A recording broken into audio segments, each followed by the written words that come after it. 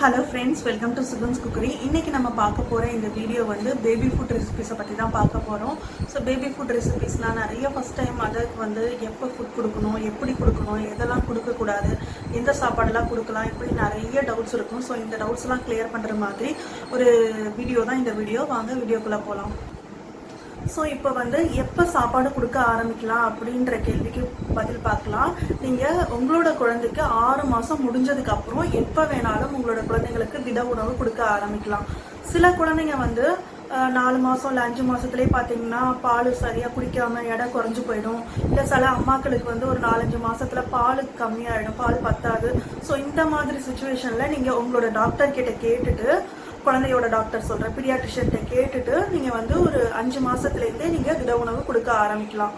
இதுதான் வந்து நார்மலா டாக்டர்ஸ் பிரிஸ்கிரைப் பண்ற ஒரு மெத்தட். அடுத்தது எப்படி சாப்பாடு கொடுக்கணும் அப்படின்னு பாத்தீங்கன்னா, முத ஆரம்பிக்கும் போது சிங்கிள் இன்கிரிடியன்ட் ஃபுட், அதாவது ஒரே ஒரு பொருளை வச்சு செய்யற உணவுப் பொருட்கள், அதுதான் வந்து சிங்கிள் இன்கிரிடியன்ட் ஃபுட்னு சொல்றேன். ஸோ அந்த மாதிரி பொருட்களை தான் நீங்க முத குழந்தைங்களுக்கு கொடுக்கும்போது கொடுக்கணும். அதே மாதிரி அதோட கன்சிஸ்டன்சி பாத்தீங்கன்னா பாலை விட கொஞ்சம் திக்கா இருக்கணும். ஏன்னா 6 மாசம் வரைக்கும் குழந்தைங்க வெறும் பால் தான் குடிச்சு வளர்ந்துருக்குறாங்க. ஸோ அந்த மாதிரி இருக்கும்போது ஃபர்ஸ்ட் கொடுக்கும்போது கொஞ்சம் பாலை விட திக்கா இருக்கிற அளவு கன்சிஸ்டன்சி, தண்ணியா இருக்கணும், அதே சமயத்துல லைட்டா கொஞ்சம் திக்கா இருக்கணும். அந்த மாதிரி நல்லா கூழாட்டம் கரைச்சி நமக்கு வந்து குழந்தைங்களுக்கு கொடுக்கணும். அப்பதான் அவங்களாட்டி முழுங்க முடியும். ஸோ இதுதான் வந்து பேசிக் ஒரு ஸ்டெப். கொஞ்சம் ஒரு 2 வாரம் ஆச்சு, 3 வாரம் ஆச்சு குழந்தைங்க சாப்பிட ஆரம்பிச்சு அப்படின்னா நீங்க வந்து கொஞ்சமா குழந்தைங்களோட சாப்பிடுற அந்த சாப்பாட்டோட திக்னஸ், அதாவது திக்னஸை வந்து கொஞ்சமா இன்க்ரீஸ் பண்ணலாம், கொஞ்சம் கெட்டியா கொடுக்கலாம். ஸோ இந்த மாதிரி நீங்க கொஞ்சமா இன்க்ரீஸ் பண்ணி கொடுக்க ஆரம்பிக்கலாம். ஒரு 7 மாசம் ஆயிடுச்சு அப்படின்னா நீங்க வந்து இப்போ 2 இன்கிரிடியன்ட் இல்ல 3 இன்கிரிடியன்ட்டை சேர்த்து கூழா கரைச்சோ இல்ல வேக வச்சோ அதை அடிச்சு கொடுக்கலாம். ஸோ அப்போ ஒன்றும் பிரச்சனை இல்லை. பட் ஃபர்ஸ்ட் கொடுக்கும்போது ஒரே ஒரு பொருள் அதை மட்டும் வேக வச்சு அதை வந்து மிக்சியில அரைச்சி அதை வந்து நல்லா பாலாட்டம், அதாவது கூழாட்டம் கரைச்சி கொடுங்க. அடுத்தது எந்தெந்த ஃபுட்டெல்லாம் கொடுக்க கூடாது அப்படின்னு பாத்தீங்கன்னா, ஒயிட் சுகர், அதாவது வெள்ளை சர்க்கரை இருக்கு இல்லையா, அது கொடுக்க கூடாது. உப்பு கொடுக்க கூடாது. அதே மாதிரி வந்து மாட்டுப்பால் இருக்கு இல்லையா, அது வந்து 1 வயசு வரைக்கும் குழந்தைங்களுக்கு கொடுக்க கூடாது. தேன் வந்து 1 வயசு வரைக்கும் கொடுக்க கூடாது. ஸோ இப்போ நான் சொன்ன உப்பு, சர்க்கரை, பால், தேன், இது 4மே வந்து குழந்தைங்களுக்கு 1 வயசு முடிஞ்சதுக்கு அப்புறம் தான் கொடுக்கணும் அப்படின்னு சொல்லிட்டு டாக்டர்ஸ் சொல்றாங்க. பட் உங்களோட டாக்டர் வந்து என்ன சொல்றாங்க அப்படிங்கறத கேட்டுக்கிட்டு அதுக்கேத்தாப்புல நீங்க வந்து உங்களோட குழந்தைங்களுக்கு கொடுக்கலாம். சில டாக்டர்ஸ் வந்து என்ன சொல்றாங்கன்னா, நீங்க ஒயிட் சுகர் யூஸ் பண்ணாதீங்க, பனை வெல்லம், அதுக்கப்புறம் கருப்பட்டி, இதெல்லாம் கொஞ்சம் சேர்த்துக்கலாம் அப்படின்னு சொல்றாங்க. சில டாக்டர்ஸ் வந்து உப்பு வந்து ஒரு 1/2 உப்பு சேர்த்து கொடுங்க அந்த மாதிரி சொல்றாங்க. ஸோ உங்களோட டாக்டர்ஸ் வந்து என்ன சொல்றாங்களோ அதை வந்து ஃபாலோ பண்ணுங்க. இப்போ குழந்தைங்களுக்கு என்னென்ன சாப்பாடெல்லாம் கொடுக்கலாம் அப்படிங்கறத பார்க்கலாம். நான் வந்து என்னோட 2 குழந்தைங்களுக்கும் ஃபர்ஸ்ட் கொடுத்தது என்ன அப்படின்னு பாத்தீங்கன்னா, ராகியை வந்து பால் எடுத்து கொடுக்கறது தான். அதை கேழ்வரகு பால்ல கூழ் கிண்டி கொடுப்பாங்க இல்லையா, ஸோ அதுதான். அது குழந்தைங்களுக்கு ரொம்பவே பிடிக்குங்க, விரும்பி சாப்பிடுவாங்க. எப்பனாலும் வந்து நம்ம எத்தனை தடவை வேணாலும் கொடுத்தாலும் விரும்பி சாப்பிடுற ஒரே ஃபுட்டு பாத்தீங்கன்னா அந்த கேழ்வரகு கூழ் தான்.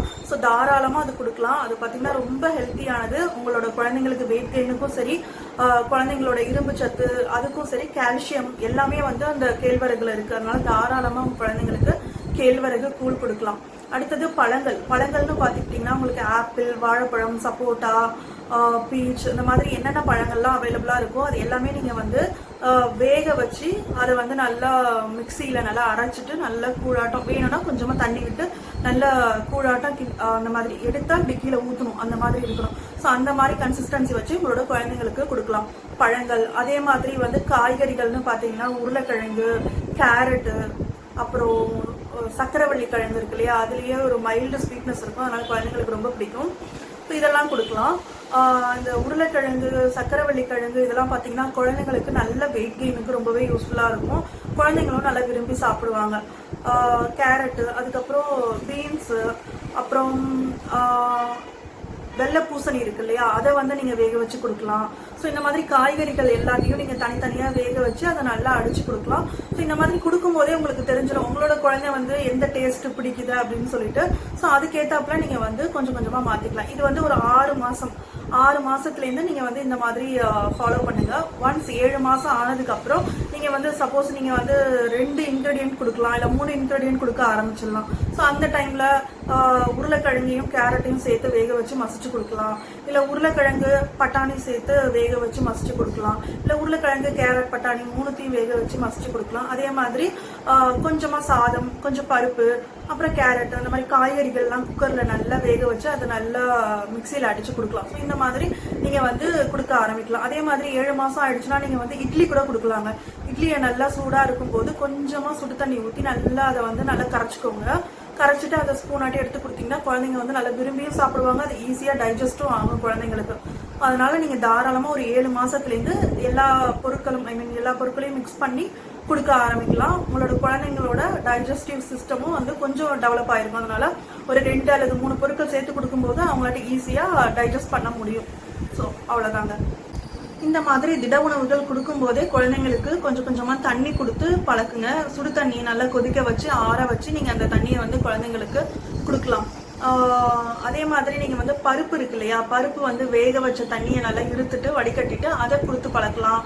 அதே மாதிரி சாதம் அடிச்ச கஞ்சி இருக்கு இல்லையா, அந்த கஞ்சி கொடுக்கலாம். இதெல்லாம் குழந்தைங்க வந்து விரும்பி குடிப்பாங்க. உங்களுக்கு தண்ணி குடிக்கிற பழக்கமும் கொஞ்சம் கொஞ்சமா வர ஆரம்பிக்கும். ஸோ அதனால நீங்க ஒன்ஸ் சாலிட் ஃபுட் ஆரம்பிச்ச உடனே தண்ணி, இந்த மாதிரி திரவ உணவுகள், சூப்பு அதெல்லாம் கொடுத்து பழக்க ஆரம்பிக்கலாம். இந்த வீடியோல வந்து நான் 6 அப்புறம் 7 மாசம் உள்ள குழந்தைங்களுக்கு என்னென்னலாம் சாப்பிடலாம் அப்படின்னு சொல்லியிருக்கேன். நான் இன்னொரு வீடியோல 8, 9 மாசம் உள்ள குழந்தைங்களுக்கு என்ன மாதிரி சாப்பாடு கொடுக்கலாம், எப்படி கொடுக்கலாம் அப்படின்னு சொல்லிட்டு நான் இன்னொரு வீடியோல கண்டிப்பா போடுறேன். உங்களுக்கு வந்து நான் இப்ப சொன்ன ரெசிபிஸ் எல்லாம் வந்து எப்படி செய்யணும் அப்படின்னு சொல்லிட்டு உங்களுக்கு டவுட்டா இருந்ததுன்னா நான் இன்னொரு வீடியோ நான் ரெடி பண்ணிட்டு இருக்கேன், குக்கிங் வீடியோ. ஸோ நான் அதுல வந்து ஒவ்வொரு ஃபுட்டையும் எப்படி சமைக்கணும், எந்த கன்சிஸ்டன்சில கொடுக்கணும் அப்படிங்கிறத நான் இன்னொரு வீடியோல கூடிய சீக்கிரம் போஸ்ட் பண்றேன். மறக்காம பாருங்க. இந்த வீடியோ கண்டிப்பா உங்களுக்கு யூஸ்ஃபுல்லா இருந்திருக்கும் அப்படின்னு நம்புறேன். இந்த வீடியோ உங்களுக்கு பிடிச்சிருந்ததுன்னா வீடியோவை லைக் பண்ணுங்க, உங்களோட ஃப்ரெண்ட்ஸ் யாருக்காவது ஷேர் பண்ணுங்க. அண்ட் தேங்க்ஸ் ஃபார் வாட்சிங்.